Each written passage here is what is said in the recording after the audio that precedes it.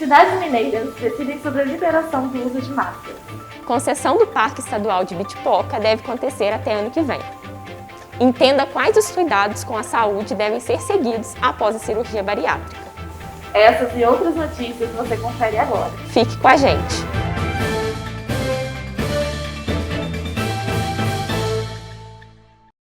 Boa tarde! O Parque Estadual de Ibitipoca está entre os 20 do estado que devem ser concedidos à iniciativa privada até março de 2023. O objetivo é trazer novos investimentos e oportunidades para os empreendedores locais. O processo segue na fase de consulta pública até 16 de março. O Parque Estadual do Ibitipoca está entre os mais visitados de Minas Gerais. Localizado a 70 quilômetros de Juiz de Fora, na zona da Mata Mineira, o parque tem quase 1.500 hectares e recebe, em épocas normais, cerca de 100 mil visitantes por ano. A área de preservação conta com circuitos, cachoeiras e grutas para passeios em meio à natureza. A concessão do parque para iniciativa privada será apenas da área de visitação pública, que corresponde a 7% da área total. Por enquanto, o processo de concessão está na fase de consulta pública, em que a população pode participar. Para uma parte dos moradores do arraial onde fica o parque, o aumento de visitantes pode piorar as condições de estrutura da unidade de conservação. Problemas como saneamento básico, falta de água, lixo, trânsito são um dos que ocorrem na vila hoje quando temos um número excessivo de turismo ocorrendo nos finais de semana e feriados. O turismo ecológico perde o propósito quando começa a causar danos ao meio em que é praticado. Uma vez que unidades de conservação não são espaço para obtenção de lucro, mas sim para se preservar não só a parte em que está situada, mas também o seu entorno. A estimativa do governo de Minas é que sejam investidos mais de 7 milhões durante os 4 primeiros anos da concessão. O contrato prevê melhorias na estrutura e preservação ambiental do parque. E a previsão do governo estadual é gerar 85 empregos diretos e mais de 1.500 indiretos durante toda a concessão. A empresa que vencer terá que fazer melhorias no Parque de Ibitipoca, entre elas a reforma da área de camping. Para entrar no parque, os turistas pagam atualmente R$ 25. Por enquanto, não está definido se esse valor vai ser mantido ou alterado. Segundo a Secretaria de Meio Ambiente de Minas, a capacidade de visitantes por dia não vai poder ser reduzida. Então, o plano de manejo ele tem que ser observado e cumprido pela concessionária. Nós temos no edital também a previsão de manutenção do valor hoje que é cobrado dos visitantes, R$ 25, com alguns benefícios para a população da região. O formulário da consulta pública está disponível no site do Instituto Estadual de Florestas, if.mg.gov.br. A Prefeitura de Juiz de Fora considerou como insuficiente as respostas das empresas de transporte coletivo da cidade sobre as falhas no sistema observadas em janeiro. Até então, havia sido concedido um novo prazo para o consórcio, via JF detalhar o cronograma de ações que deve ser entregue em até 15 dias. Novas modalidades de exercícios que fogem do convencional estão fazendo sucesso. O repórter Raíde Castro conversa com a gente sobre o Cross Training. Força, flexibilidade e resistência. Esses são alguns dos objetivos do Cross Training, uma modalidade fitness que tem ganhado espaço no Brasil e atraído cada vez mais adeptos. Mas afinal, o que é Cross Training? Cross Training é um trabalho funcional, de alta intensidade, onde a gente trabalha com movimentos variados. Então, diferente do que se costuma falar de treinamento funcional, trabalha movimentos um pouco mais fáceis de ser trabalhado, como agachamento, movimento de porrada, a gente consegue trabalhar com movimentos de ginástica, levantamento de peso olímpico, de alta intensidade. Isso aqui a gente quer te deixar mais condicionado, mais preparado para o dia a dia. O Cross Training surgiu nos anos 2000 nos Estados Unidos e pode ser praticado por pessoas de qualquer idade. Os treinos geralmente feitos em grupo são compostos de exercícios variados. A gente trabalha com a corrida, agachamento, todos os movimentos de porrada, tanto na vertical, horizontal, movimento de puxada, vertical, horizontal também. E isso sempre intercalando com os movimentos de levantamento de peso olímpico, de ginástica e os movimentos aeróbicos. A gente trabalha a corrida, a gente no outro conseguiu até trabalhar a bike em si, que a gente está trazendo para cá também, em breve a gente vai estar tendo remo. Então a gente consegue estar tendo os trabalhos cardio também. O sucesso do cross-training é tão grande que nem a pandemia foi capaz de frear a modalidade. Segundo dados do Sebrae, o número de academias do tipo cresceu mais de 50% entre 2020 e 2021. A modalidade é intensa, mas a dinâmica do treino é o que atrai os alunos e mantém o entusiasmo dos praticantes. Toda vez que você vem aqui, o treino, ele nunca é igual. O treino de ontem não vai ser igual ao de hoje, o treino de hoje não vai ser igual ao de amanhã. Então, está sempre mudando e sempre desafiando a gente com os odds que tem no dia. Os benefícios da modalidade são extensos, desde a estética até o condicionamento físico. O emagrecimento, com certeza, acontece porque a partir do momento que você está mexendo o corpo, então você acaba emagrecendo. Mas o que mais me chamou a atenção, em questão de melhora, foi o condicionamento físico. Eu realmente não tinha condicionamento nenhum. E com esse 1 ano e meio de CrossFit que eu faço, eu reparei que melhorou muita coisa. Antes eu não conseguia correr 100 metros, hoje eu já consigo correr muito mais. Quem deseja encarar o desafio precisa estar preparado para suar. A receita aqui é muita água e muita disposição.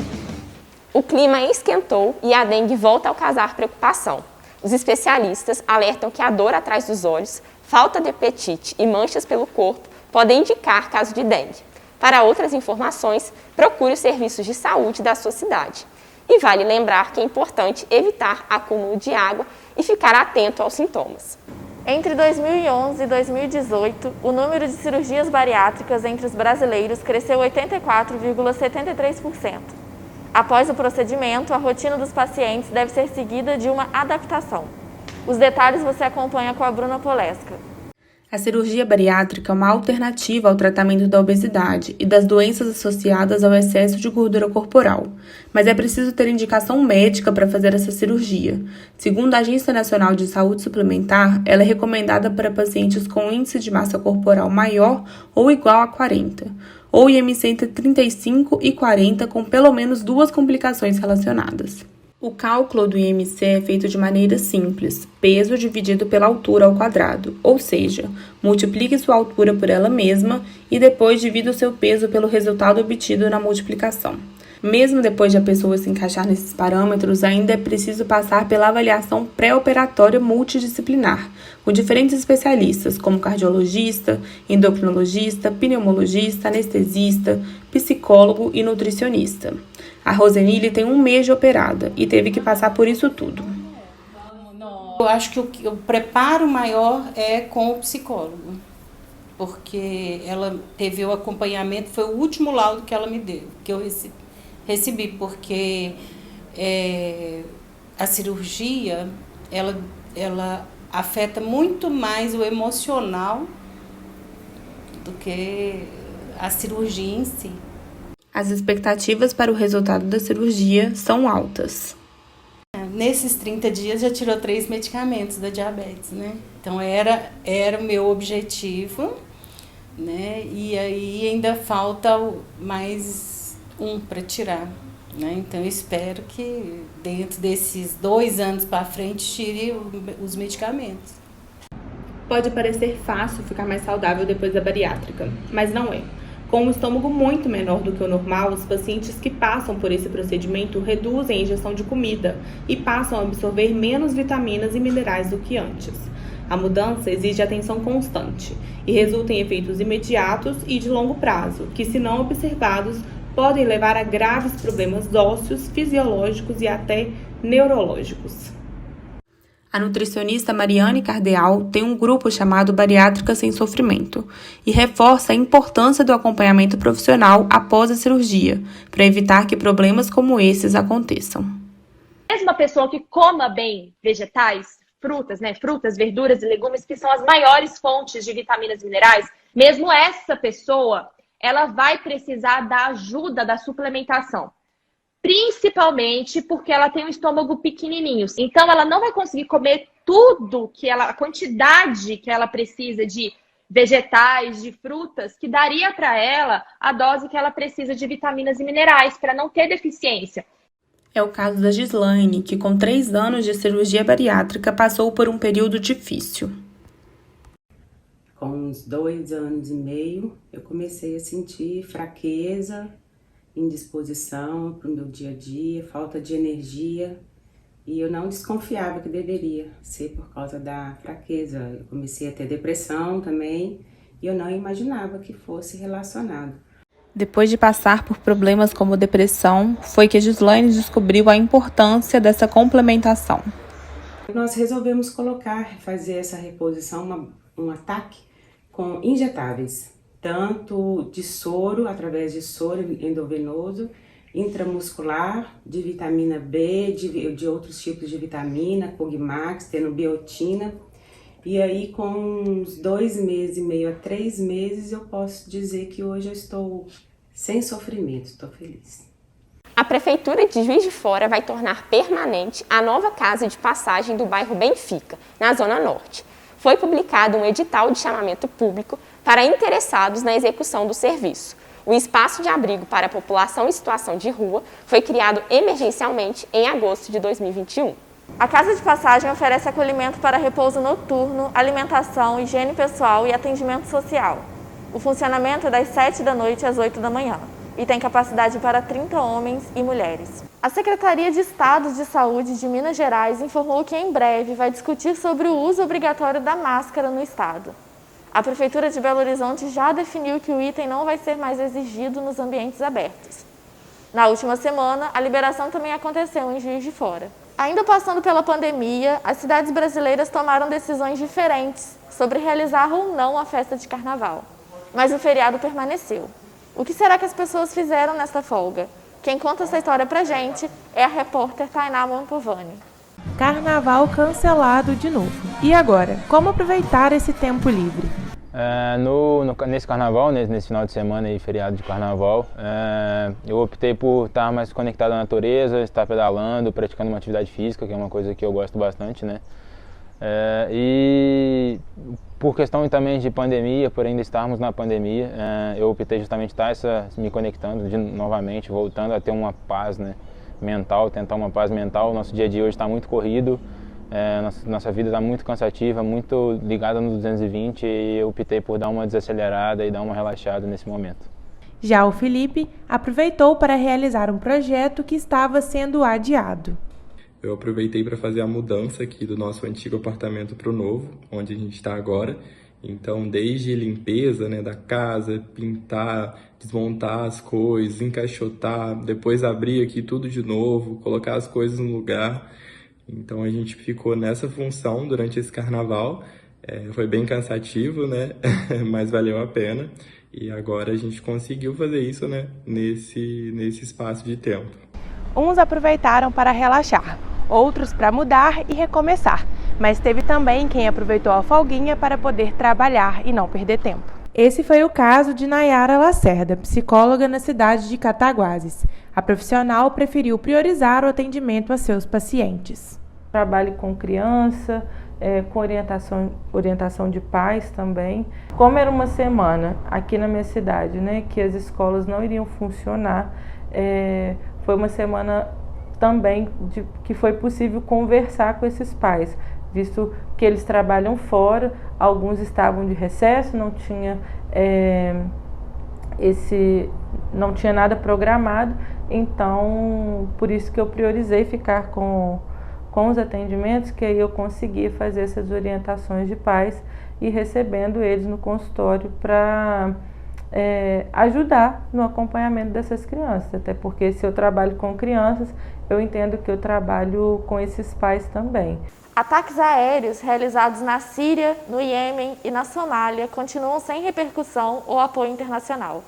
Apesar de toda a movimentação política e sanções econômicas contra a Rússia pelo ataque à Ucrânia, Estados Unidos, Arábia Saudita e Israel ainda não estão enfrentando repreensões internacionais.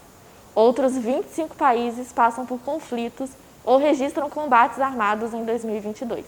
O assunto agora é tecnologia. A chegada do 5G a Juiz de Fora pode acontecer antes de 2025. No dia 4 de novembro do último ano, aconteceu o esperado leilão, ou seja, o primeiro passo para a chegada da nova geração de internet no Brasil, que promete elevar a velocidade das conexões do país e revolucionar o universo digital. Ao contrário das versões anteriores, o leilão de radiofrequências foi cercado de expectativa. Ao final, 11 empresas arremataram lotes da tecnologia. Agora, as futuras fornecedoras de tecnologia em Juiz de Fora se preparam para disponibilizar a 5ª geração da internet na cidade até 2025. A vereadora Thalia Sobral, do PSOL, propôs a criação da Semana Municipal da Empregabilidade e Capacitação de Travestis, pessoas transgêneras e não binárias. Depois de 2 anos fechado, o Memorial da República Presidente Itamar Franco, aqui em Juiz de Fora, reabre com novidades. O Memorial da República Presidente Itamar Franco oferece ao público uma visita a um rico acervo com memórias de Itamar Franco, prefeito, governador e presidente. 5 anos depois de sua inauguração, teve que fechar as portas por conta da pandemia e durante esse período precisou se reinventar. A arte foi realmente um refúgio para as pessoas enquanto estavam mais fechadas em casa, evitando o contato social. E muitos museus abriram para visitas online. E o Memorial, inclusive, lançou durante o período de pandemia uma exposição feita totalmente em ambiente online, que foi a Seres Políticos, Seres Plurais. Após 2 anos fechado, o Memorial da República Presidente Itamar Franco reabre, com exposições que marcam o contexto em que estamos vivendo, um momento de retomar e ganhar as ruas. Ela veio com o objetivo de refletir o esvaziamento das ruas durante o início da pandemia e depois das ruas sendo tomadas de novo pela população. Além das exposições permanentes, a reabertura conta com um cantinho especial, com exposições que retratam Juiz de Fora em 3 momentos diferentes.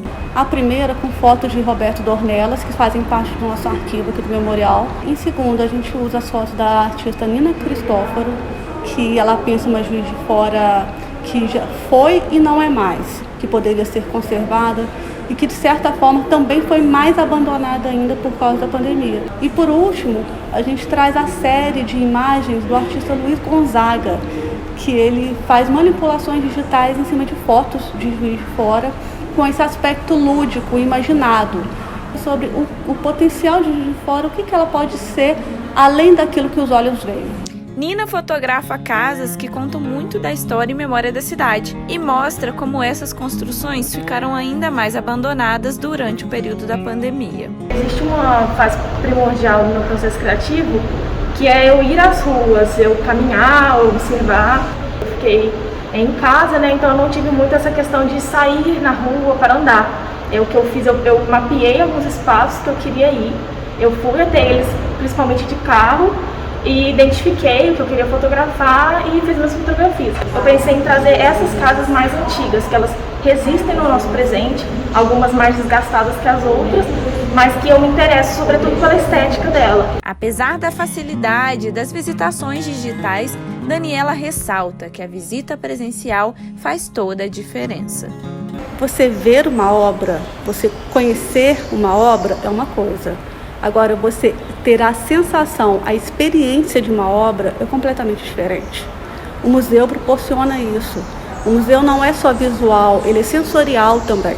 O ambiente que envolve uma obra de arte, ele proporciona uma experiência melhor no sentido de a luz adequada, o local adequado, a atenção adequada. E isso, infelizmente, no ambiente online a gente não consegue reproduzir. E para conhecer tudo isso de pertinho, é preciso seguir as diretrizes sanitárias. O Memorial está aberto de segunda a sexta-feira, sempre de 10 às 17 horas. Nós pedimos para quem venha trazer o comprovante de vacinação, que pode ser aquele impresso ou no celular, e que use máscara durante toda a visitação.